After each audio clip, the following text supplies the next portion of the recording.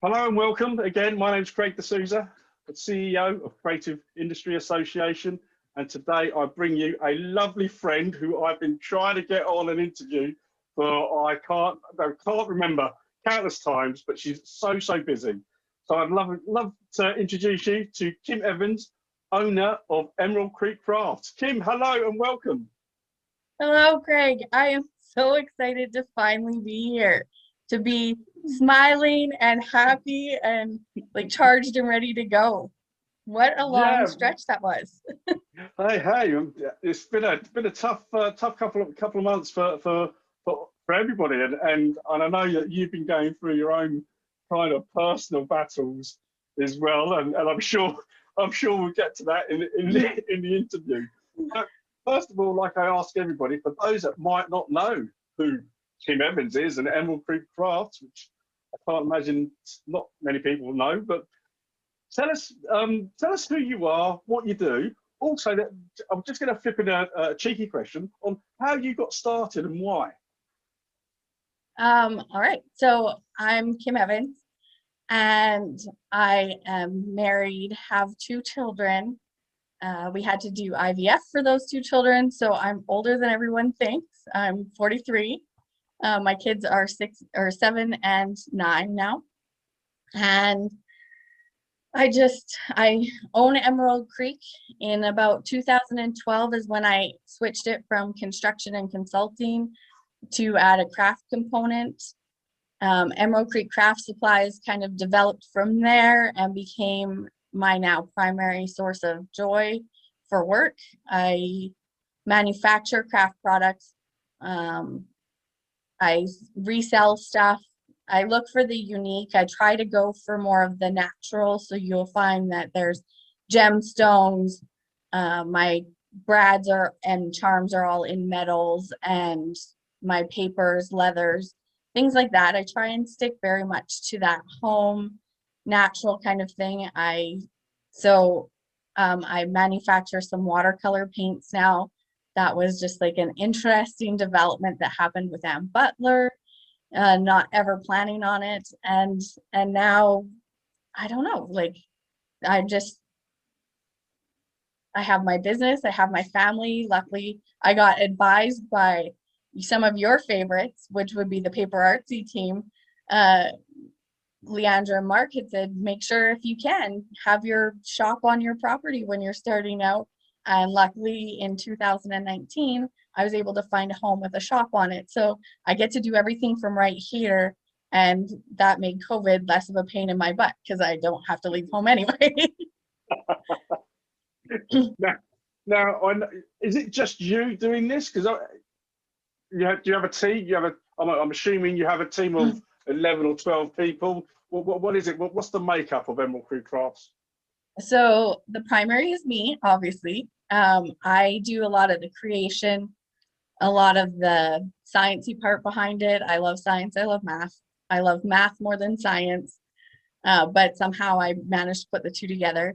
I now have recently hired a permanent staff member, Lisa. She's in the shop doing the packaging because I broke my foot. We'll get into that later.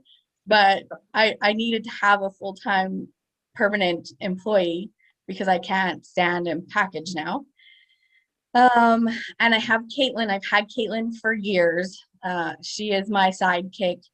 She also has her own business now. She was going through school, becoming a real estate agent. She used to live close to me. Now she lives back in Duncan, BC, which is a 16-hour trip away from me. But she is still here. She still helps with emails. She still helps with the website. We still plan to travel together. She's just an excellent soul, and we don't ever plan to really separate. Kind of became my BFF for my sister. She's 20. We don't want to talk about it. She's younger than me. But you think we're sisters because she's got that old soul. I have that young vibe of I'm never going to grow up. So together we made a perfect pair. Fantastic. And that's it. No, so you've been going since 2012. Yeah. So you've seen the industry change. Obviously, the last 15 months have been difficult. what do you think has been your biggest challenge over that period from starting to where you are now? So in 2012, I purchased parts of my uncle's company. I didn't actually purchase his company. That would have been a bad investment. But I did purchase parts of his company, and took that through as a hobby because it was going to pay for itself with the job that came with the purchasing of stuff.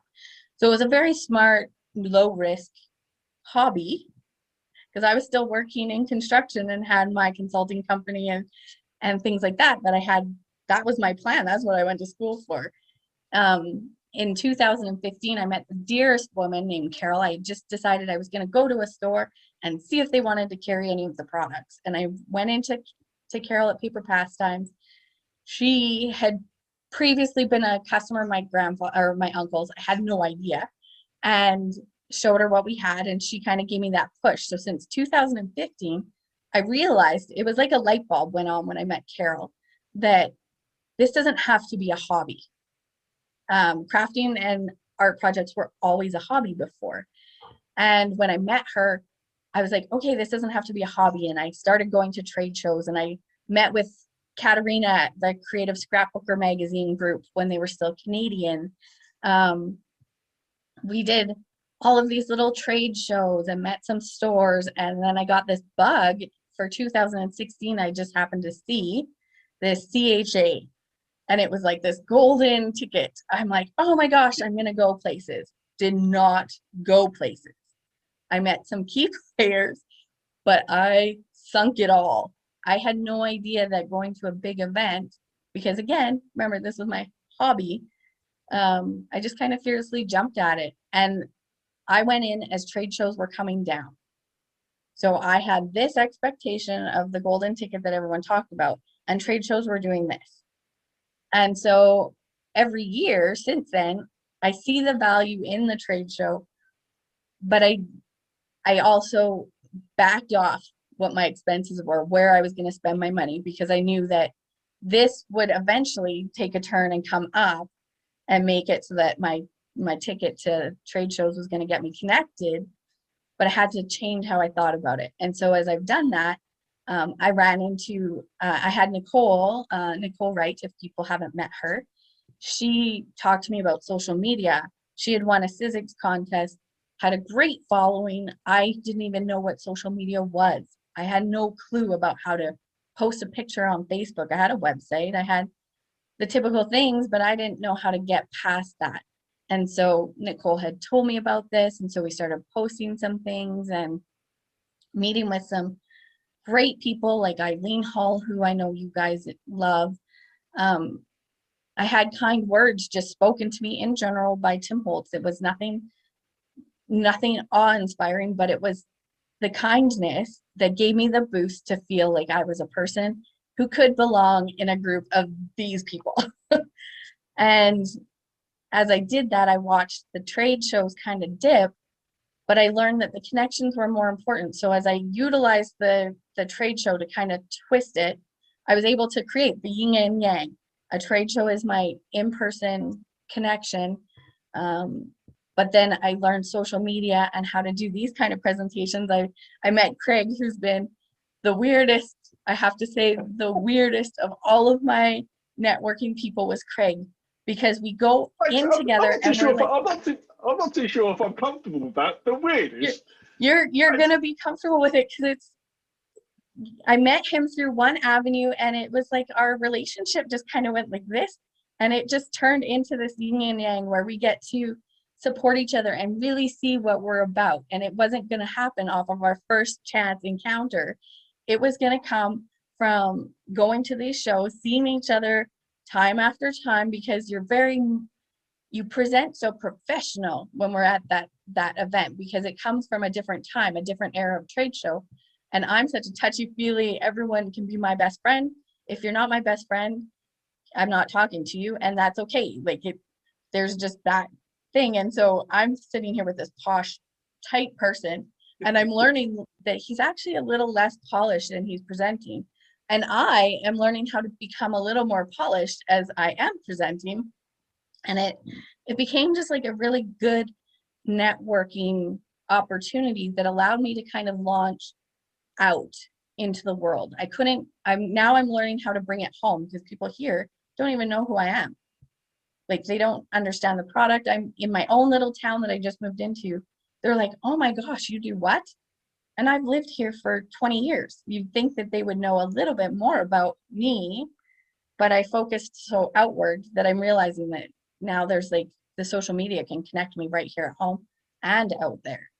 So yeah, it's been a really fun work of how to turn it into a yin and yang. You have to touch and you have to talk and you have to see people, but you also have to use that social media aspect and show the pretty things. And that's where I struggle, because my part of it, usually I'm like covered in dye all over as I'm making things. So I am not the pretty thing that everyone wants to present.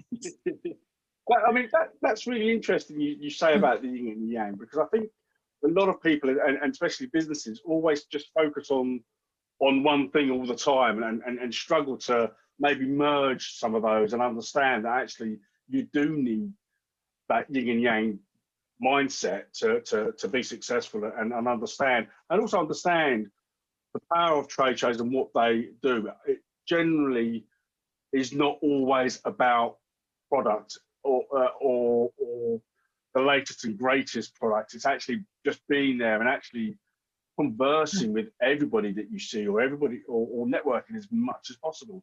And I think, when we first met, my first recollection was always I had to go and meet you, because somebody told me about you, and I wanted to know more what was going on. And I think the more that I get to know you, the more that I can understand how I can help you. And I think, and vice versa. And I think that's always good, is always to keep those conversations going, because you just never know what could happen and transpire, and the conversations that we had.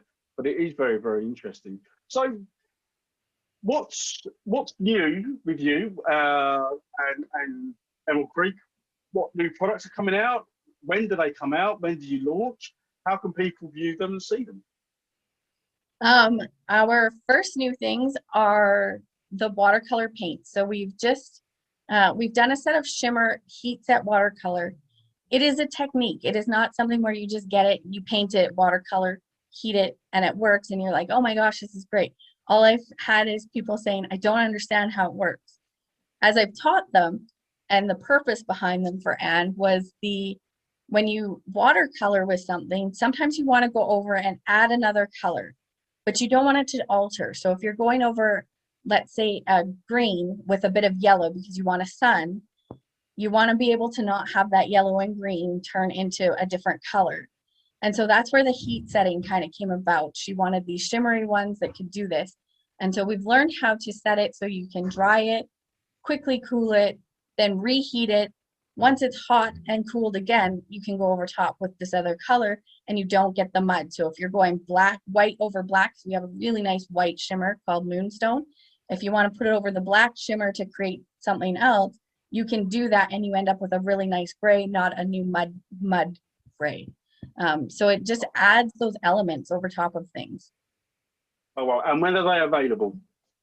They are available now. We are launching the gold, copper, and silver one. Those will be coming out April 1st. That's when we're launching those ones, but we have 8 colors right now in the queue that are already for sale. Then we have infused, which are the other watercolors, and these are an aroma. So it was inspired by 2020 and the stress of everything going on. It's just you don't mix a couple of them, and I'll tell you which ones you don't mix, but they're standard watercolors. However, they have a bit of a fragrance to them. So when you're painting something, you can add a hint of a rose. If you're doing a rose for Mother's Day coming up, you can add a hint of coffee if you're doing the coffee cups. So there's that. But I will tell you, as I was sampling them to everybody in a video, I had used blueberry and coffee, thinking that blue and brown were a pretty color for my Easter project, blue sky, brown bunny, not a good fragrant combination. So our next set of paints that we will launch after the infused are finished being done is a set for Pam They're also going to come out in the fall, and you're going to be really shocked with what I can do with paint again, to give them a multi-tonal factor that you're not going to expect. But then hers are going to come out so you can have the brown without having the coffee smell. So if you're using the blueberry, you don't have that competing thing. So that is the other new thing. And our next newest one is chrome embossing powder. You heard it right. Wow. These are multi-tonal embossing powders, so the light will change its color, and they are coming out for redust. Wow. And when are those out? Those are going to be coming out April 1st again. I've just finished making up her first set of swatches. I just need her to see them in person and name them. Wow. So I've got them ready to go. I just need labels. And this, will this be a global rollout of product? Always. I think about everybody. From the moment it starts, I want it to be able to be attainable for everybody. So when you order, we usually try and do a pre-order. So the last week of March, we'll have our pre-order for any of our stores. If you're not on our mailing list, get on our mailing list. Then you will get that notification and can pre-order, because we try and get it out to the stores, and then I will live announce once all the packages to stores have been mailed. Then I live announce to everybody else, but I'll have wet their whistle, being like, "Ooh, check out this. You won't know what's coming. You won't know what's coming." And that way, when you're selling and I'm selling, no one's competing against each other. You can get your local people to get from your store and have that edge. Fantastic. So top tip for anybody that's watching, all the links to Emerald Creek Crafts are at in the comments below or at the end of the slide. Get yourself signed up so you can have a look at these fantastic new launches and start with these amazing products, which is fantastic. So those are phenomenal products that you're launching. How often do you launch new products now? What's your timeline for the year? Is it just as and when, or are they planned in now? So I've pretty well locked in my whole year, with the majority of them coming out between now and June. Our Christmas aromas, the infused holiday ones, will come out in June. That way you have time to get them in shop, and we can start using them by September to get all the people buying them and getting them out of your store. I'm very conscious, so conscious about how fast I bring it in to how fast our stores need to be able to sell it. Every time I go into a store, I almost have an anxiety attack thinking about all the product that's sitting there and all the money that hasn't moved. And so for me, it's very important that I am presenting you and helping you get there. If you have product of mine that is sitting on a shelf, you just have to let me know, because I can definitely help promote the crap out of something so that you're not sitting on wasted money, because I don't like that feeling, and I know no one else does, especially now while everyone's tight and watching it. That's an amazing service, and I'm sure you're going to get people contacting you to try and help, which is phenomenal. So obviously, you've been in the industry now for a little while. I know that you sit on various different committees for other people and stuff like that. What do you have any tips, any bits of advice? People that want to be Kim Evans, what's going to be your kind of top tip for people that might want to be you? Don't be afraid. The very first thing is, do not be afraid. I made every choice out of fearless and kind of reckless lack of knowledge, which worked to my benefit. So if you really want it, just don't be afraid. Partner up. You just need to find a mentor. I could have saved myself so much money had someone been there to tell me, don't sign up for this website. Don't structure yourself that way. I have redone things so many times, and that is my biggest hate in life, is replicating something because I didn't know and I have to start fresh and rebuild to get to that next level. So find people who are willing to talk about it. I clearly am one of those people who will talk to you about it.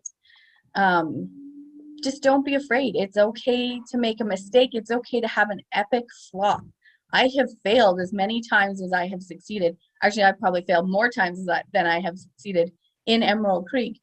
I have product people don't even know existed because I made it back in 2015 when I was going to be this rock star and came out at about like this rock star.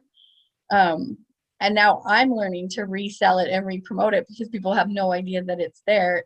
And I'm thinking, I don't need to make something new. I still am new. After this many years, I'm still new. There's still so much new. Oh, there's still, yeah, everybody's new. Every day is a learning day, and you know, you should always be learning. And I also think, to your point, and to anybody who's watching, is it, as you said, it's okay to fail, but understand that you're failing forward. And what I mean by that is that you fail, but you learn from it, you move on. It's a failure, forget about it. Because the only people that will know, if you join the association, if you have a business mentor, if you talk to me or talk to somebody, the only people that will know that you failed will be yourself, them, or me. And that's fine. And we're not going to tell anyone about that. But that is fine to fail. And I think I try to encourage more and more people to fail, only because they know what failure is then, and then they can fail forward and go, right, actually, we move on. The most successful people in the world fail virtually every day. And like you said, you know, you fail more often than not, but people don't know that. People don't understand that. They just assume everything you touch turns to gold. Everything you touch turns to sparkly glitter. It doesn't work that way, unfortunately. So, it really doesn't. And I think too, sorry, I just want to expand on that when you're having to fail and you're failing forward, as Craig said, it's important to understand every time, no matter what the obstacle is, whether it's COVID or whether it's people gave you negative feedback on a product or on your design or on your drawing. I have learned that I am smaller than a speck of dirt in the sea of creative minds out there. And so my failing also is not being influenced to that many people yet. I say yet. Yet, you know, yeah. Still hoping.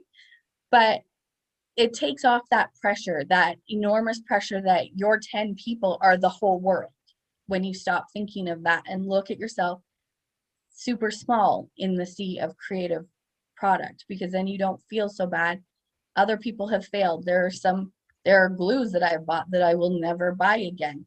It's okay. They still tried. They put it out there. Somebody else might have liked it, but I certainly didn't.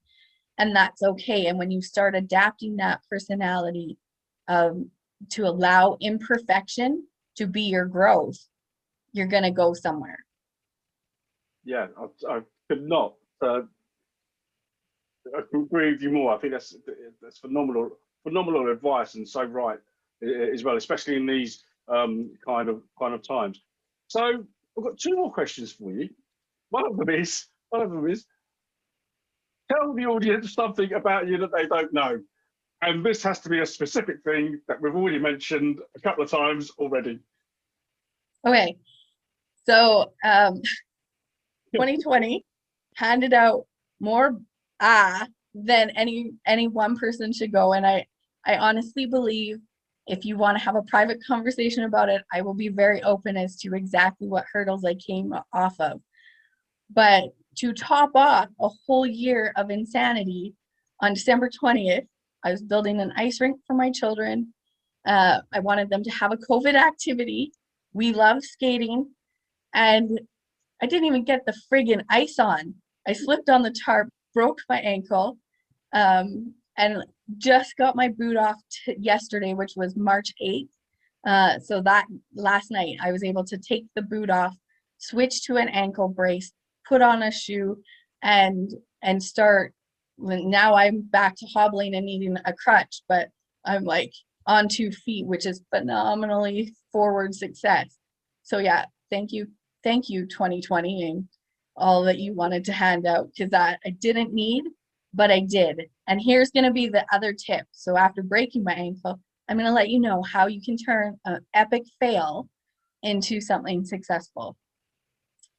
I broke my ankle. I have been couch bound. I spent 7 weeks with my foot elevated It was a weird break. If they touched it, they would have made it worse and it would have been surgery. So they're like, can you sit still for 7 weeks? If you know me, you know I can't. I lied. I said yes. I'm like, of course I can. Anything to avoid surgery. This will be a cakewalk. This was not a cakewalk, but it allowed me to dive into my business from the computer end of it. So I've learned more about sales. I've learned more about marketing. I've got all my stuff. I'm on my final weeks of taxes. I will have my 2020 taxes filed next month, which is about 6 months ahead of a good schedule and like 3 years ahead of a bad one. So I was able to turn it into something positive. And then I also got out of my business. And that was a phenomenal thing. Right. I was so long, as Craig asked at the beginning about who works with me, is it 13 people? It was just me and Caitlin. And so it was just me doing all of the packaging, all of the bookkeeping, all of the stuff. And I would have continued to fail had this injury not happened. So as you're stressed about what is going wrong and how the world is against you, these are all the same thoughts I had. Take a deep breath and think, how can you take control of it and make it something that's good? And what can you learn from it? You're going to go so far. So there you go. Broke my foot. I think that's, yes, that's something that we don't know. Break your foot. But it was good. I mean, and I hope you don't mind me saying that obviously we've had some very hard conversations and very, can we say, emotional conversations over the last couple of months. But we did. But not that I ever wanted you to break your foot, God damn it. But and in a comical way, trying to build an ice rink without no ice. Hey, who knew? Right. But actually, I'm so pleased because it gave you like I'd say to everybody, it gave you the time to just stop and look at your business from the outside in, similar to how I do. And then all of a sudden, things started to just connect. So I know it's and your business hasn't stopped in any way, shape, or form, which is great. You've not had to do that, which I think, you know, when we spoke, that was the fear, wasn't it? It was, well, if I stop and do this, then my business stops. But actually, it doesn't. But that's a very big thing to do. So congratulations to you on doing all those sorts of things. And I am so pleased your foot's out now and you're able to walk around, which also petrifies me because I know how unstoppable you are, and I'm sure there's going to be other things you're going to be getting up to and doing over the next couple of weeks once you get stronger.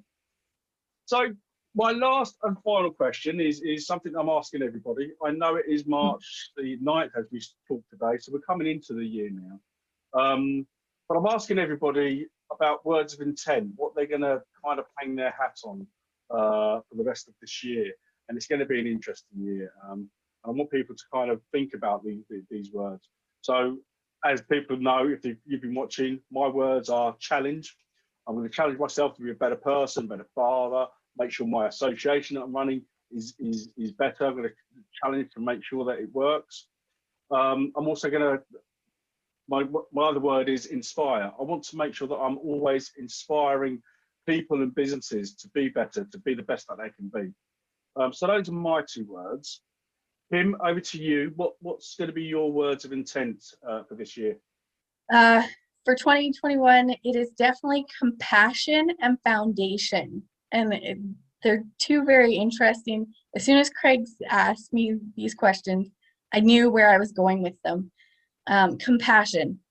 Everyone has gone through so much. I am watching what is now the fallout from the survival of just trying to make it through 2020.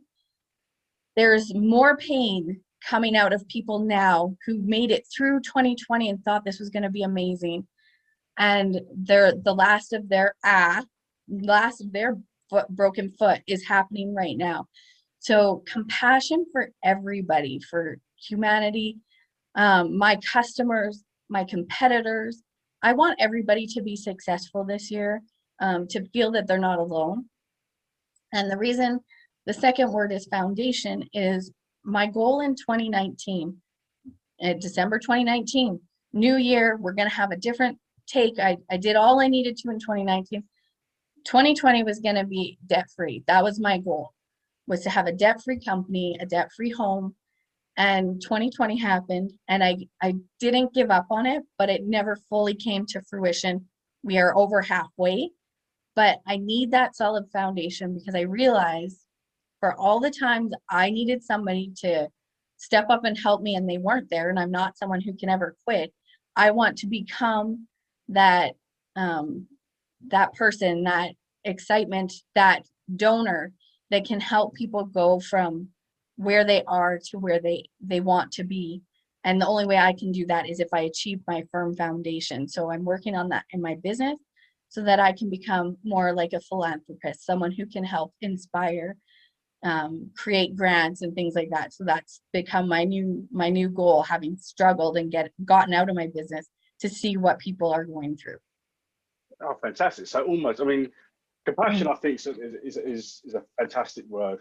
I do believe that these last 350 odd days, whatever it might be, have actually changed people, human beings, to be more forgiving, to be more caring, to be more considerate of one another, which I find very nice. I think that's fantastic. And obviously, we all want to try to exude that. We all have our own personal battles to fight, whatever that may be, whether that's business, personal, not just personal, directly personal, but even friends and family that you know. So these are all battles that we're fighting. So totally agree with that one. Foundation, I think, is a phenomenal word. I think everybody needs to look at this and have a strong foundation, because without a strong foundation, you can never launch yourself off to do other things. And that could be, your strong foundation doesn't actually have to be a monetary thing. It can actually just be making sure that you've got a strong foundation of friends or advisors, or like you said, Kim, a mentor or somebody that you can, that's always got your back, because that's very, very important to have that. And it seems like you're on your way. And I absolutely love the kind of philanthropy that you're talking about, which, you know, I know a lot of other people in this industry that have achieved their kind of goals and got them to where they want to go. And now they want to now give back. They now want to go, well, actually, this is what we can do and we can help you with. So obviously, I am sure we're going to hear more about that next year, hopefully, once you've reached your goals. But Kim, you know, we've come to the end of this quick interview. We are definitely going to catch up again with you in the middle of the well, later on in the year, to find out how things are going and to hopefully not hear that you've broken any more bones. Because I honestly, I'm so pleased that we got finally. I was able to get you on an interview. I know that you are amazingly busy. I thank you so much for being here. And do you have any last words for anyone? For those who may be wondering about the Creative Industry Association and the sincerity of Craig himself, I'm going to tell you that in my own associations, I didn't know who to talk to because I needed the secret kept of what just happened, the severity of what my new hurdle was going to be about not being able to be an exhibitor, not being able to have the money, because all of a sudden I was not able to walk. I was not able to do all my own job. And of all the people from all the years, the person I felt the most comfortable gleaning the information from and looking to for advice was Craig at 2 in the morning, I think it was. I was just, I couldn't sleep. I didn't know what to do. I was devastated. My whole world was going to crash down if I wasn't seen or heard. And he is sincere. He is passionate about this. He is an ingenious man when it comes to linking people together, helping us find ways. He is worth the investment. He is worth the time for sure. So for those who may doubt it or not know or not understand, definitely join in, especially in the European division, join the Creative Industry Association. Those of us who are makers will come across the different associations. We will come find you, but you need to find a good anchor, and he is definitely that great anchor, I think. I'm lost for words. And you little minx, you didn't tell me you was going to say that. I didn't know. I didn't know. I'm very impromptu. No, that's very, very kind, Kim, and I thank you for that. That is absolutely not scripted whatsoever. That's brilliant. But Kim, again, I'm going to say thank you so much for this and your kind words and for the interview. And obviously, for those that are watching, don't forget to sign up to Kim. Yeah, get involved. All the links are at the bottom if you want us to have a sneak peek of the latest and greatest products. Some of them are fantastic, as we've said before in this interview. Click the links in the bottom, sign up, and Kim's there to help you. But for now, we say thank you very much. And Kim, again, thank you for coming in here today. Thanks so much, Greg. Take care. Okay, bye-bye. Bye.